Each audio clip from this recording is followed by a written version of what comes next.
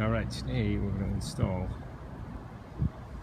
a door lock on this garage door. You can see I did this one last week. Of course I did not film it, but it is a nice padlock protected door lock pin.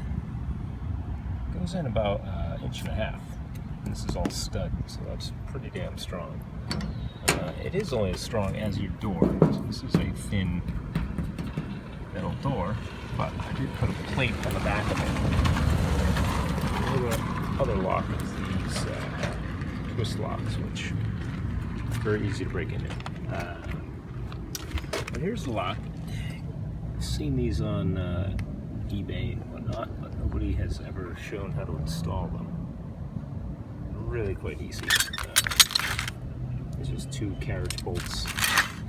Go through the back and bring them, they're inside. And then I have this nice metal plate that I'm going to put on the back side to really make it stronger.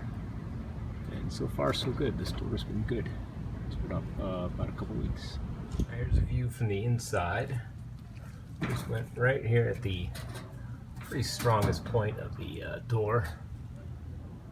I just measure, I put on the outside, I just pretty eyeballed it, just down a little bit where I wanted it. Here's the plate I put on. It's got a nice ridge on it to make it even stronger. And just easy, 2 bolts, boom, boom, all the way through. You can cut them, obviously. I haven't gone that far. And if you do have one of these doors, this is where the other locks come in. And they just grab right in here. Well, one of them wasn't even grabbing on the other side, so you gotta make sure everything lines up.